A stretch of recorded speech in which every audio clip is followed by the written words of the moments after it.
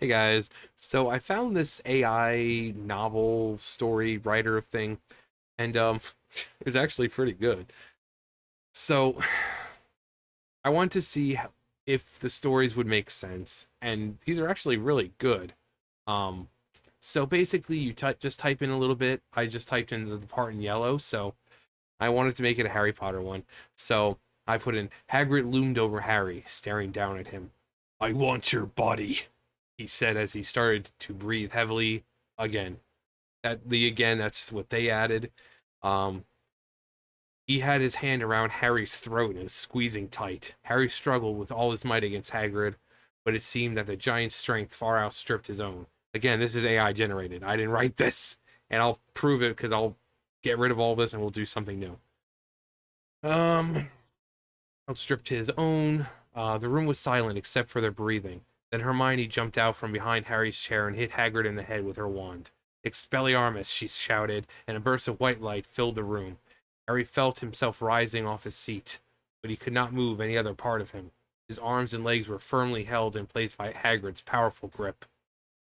Petrificus totalis, yelled Hermione, and Harry was unable to feel anything below his waist, even though he could still see, hear, smell, taste, and touch everything going on around him. He looked up to Hagrid's face. The giant was smiling broadly now. He had freed one hand from Harry's neck so that he could use it to pull up the front of his trousers, revealing the top of his hairy red underpants. He slowly lowered his hips until they rested on Harry's chest. With a grunt, Hagrid raised himself off Harry's chest and pulled his hands away from his throat. Now you're gonna get what's coming to you, Potter, he growled.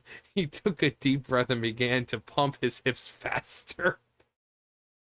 Hermione whipped out her wand once more and shouted, Prongolorpio. She saw with satisfaction as Hagrid's eyes rolled back in his head and he fell backward onto the floor. I know, that's amazing, right? Apart from his hairy red underpants, I mean, I had Hagrid and Harry. Nowhere did I say Hermione, but they had the spells correct. I don't know if this is actually one, but Petrificus Totalis is one. It's actually pretty good, knowing Hagrid being a giant. So, and also the random title, Dream Reparation Memory. But we're gonna erase that. Okay, let's see. Um,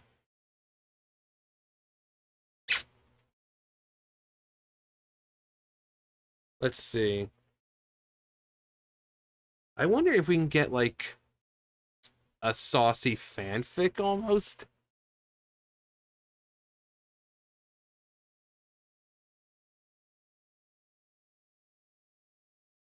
Very closer.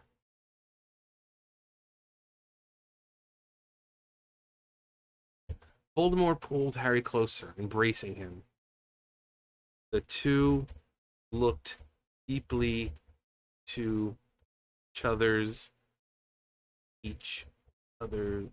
Come on, other's eyes. They slowly moved their faces closer together. Okay, so Voldemort pulled Harry closer, embracing him. The two looked deeply into each other's eyes as they slowly moved their faces closer together.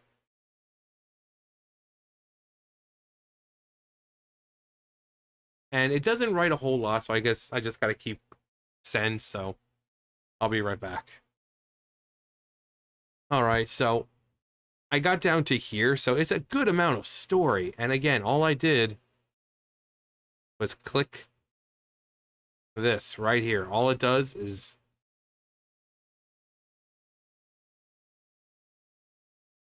just generates. So, let's see. I just got this done, so I haven't read any of this, so I don't know if it is going to be some crazy fanfic. But, okay, so Voldemort pulled Harry closer, embracing him. The two looked deeply into each other's eyes as they slowly moved their faces closer together. Voldemort then put his right hand on Harry's left shoulder and held it there tightly. With a quiet sigh of contentment, he took hold of Harry's face in both hands and brought their lips closer together. Harry was taken aback by the suddenness of this kiss. It seemed to come out of nowhere. He had never kissed anyone before, which is a lie. At first, he felt nothing but surprise. But then, just as Harry relaxed into the embrace, his mouth began to tingle with pleasure. It was not unpleasant. And for a moment or so, he thought that this must be how people feel when kissing. Then he realized that that was the feeling. Then he realized that what he was feeling was not physical at all. It was mental and very powerful. This was real love, the purest form of what he had ever experienced. He did not want it to end. For almost a minute he tried to prolong the embrace, but it was over too soon. When Voldemort drew back, he could only see Harry could see that his eyes were moist. Before Harry could say anything, Voldemort spoke again. "You know, Potter, I think you will I think you will do," he said, he whispered. The same instant, a voice in Harry's head made him turn around. It said, "Now is the time." Oh God. For time for what? Before either of them have even registered. The hell? It was a bird. Even registered that something was happening, Harry found himself lying on the floor. What? Harry found himself lying on the floor beside his bed. A large black shape rushed toward him, and he felt his body being lifted off the ground. "Voldemort," he cried desperately, "where are we going? Tell me where you're taking me." Tell me where you're taking me. But Voldemort took no notice. He seemed determined to get away from the scene below. In an instant, they had soared above the castle and were flying over the lake toward Godric's Hollow. This is amazing. Harry gasped as he saw the sky light up in front of him. He felt a sudden vertigo as he watched the lights of Godric's Hollow fade behind them. Then the world turned upside down, and they flew downwards. A second later, they were back in the room of requirement, standing amidst the scattered remains of... Come again? The scat... The, the scattered remains of Mrs. Norris. Mrs. Norris being Filch's cat. The scattered remains of Mrs. Norris and the cat basket. What? Voldemort gave a start as he saw what had happened to his pet, but then he seemed to calm himself and turned to Harry. So they're trying to say that Mrs. Norris was Voldemort's pet?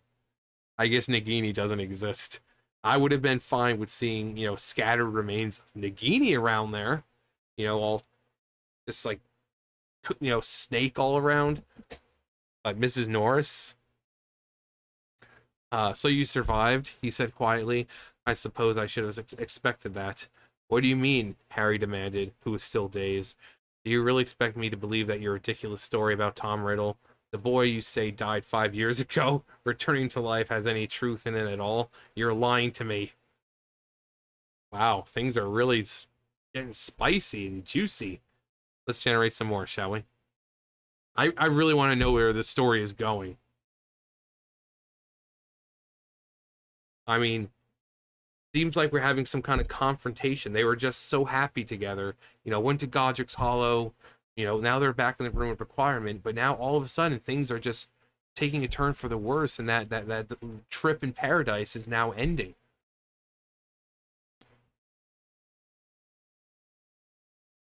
I hope this doesn't have a limit on it. Ooh. Okay, wait, I don't want to read it. I don't want to read it. I don't care. We'll generate a couple more sequences and then um we'll be done with this. And if you want, it's novelai.net. So if you want to kind of, do your own.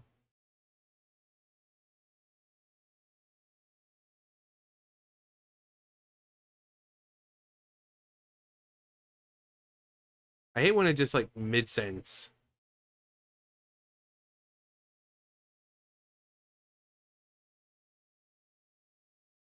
Actually, let's just get rid of this part and we'll just um where was it? You're lying to me.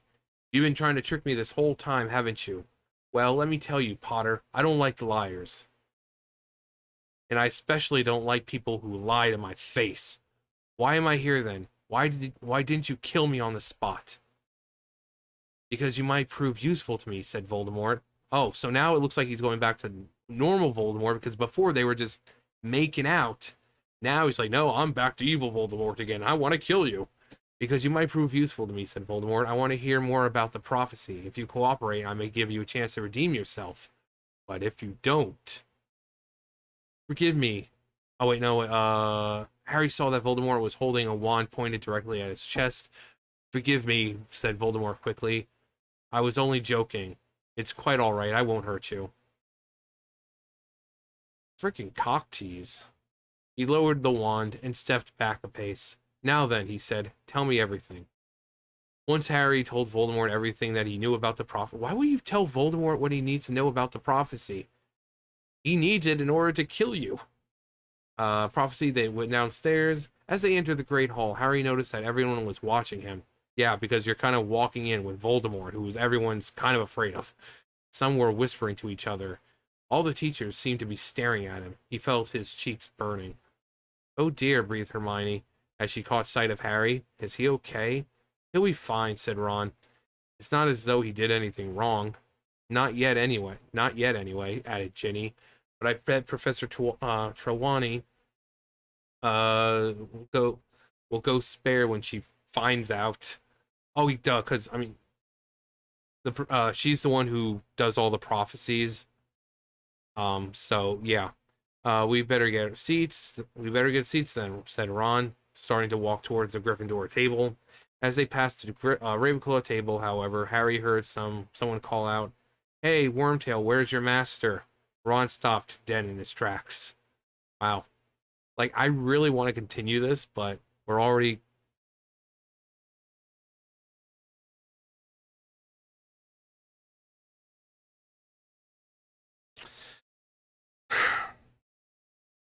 What can I say? I'm a sucker. I'm a sucker for this.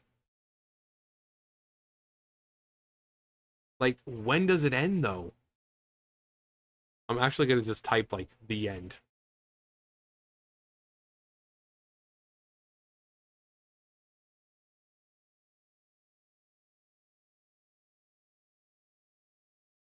But you can see how pretty cool this thing is. I mean, it's kind of coherent story.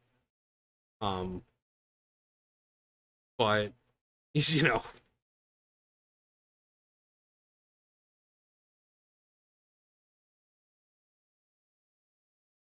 Alright, so we were up to Ron stopped dead in his tracks. Yes, Potter, said Voldemort quietly. Sir, said Harry, looking down at the floor. Where is he, sir? Where am I? Harry looked up. Voldemort was smiling faintly. I'm the Dark Lord, he replied, and you're not going to tell me where I am. Go ahead, ask me another question. What's the password? Harry asked Harry quickly. All right, I know you're the Dark Lord. What's the password? Voldemort raised one eyebrow. How much do you know, Potter? I mean, Harry stammered. Everyone knows the password is Lumos. Well, yes, said Voldemort. That is correct. But you appear to know a little less, don't you, Potter? Harry could not Harry could not help blushing. Um, he said, everyone also thinks that the password is Lumos because that's what you always used to say at the beginning of the year. Wait, what? So Voldemort's a student? Well, that must be weird having like some 70-year-old student there with you. Voldemort chuckled. Very good, yes, that was my password. In fact, it was the only password I ever used. But I would advise you not to tell anyone that it was Lumos. You might as well just be screaming it at this point. Perhaps they will think you are making things up. It is a secret, after all. Do you understand, Potter? Yes, sir, said Harry. I promise I won't tell anyone.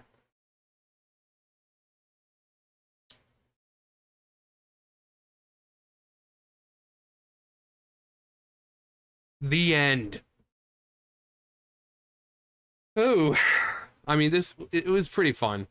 I might try with other things. Maybe Zelda or Pokemon or I don't know. But I thought this would be a funny one to do. We just did that whole AI one not too long ago. Harry Potter and the portrait of what looked like a large pile of ash. Well, now you can see what AI can actually do because I just generated everything right here. So, and look at everything just still. It was like a coherent story. Although I'm still concerned about the scattered remains of Mrs. Norris. Um, but yeah, it's got things that I didn't talk about. Godric's Hollow, spell like Lumos, the spell Lumos and it lights everything up. Um, Room of Requirement, Mrs. Norris. Um, so yeah, Ginny, Ron, Hermione, Ravenclaw, Wormtail. So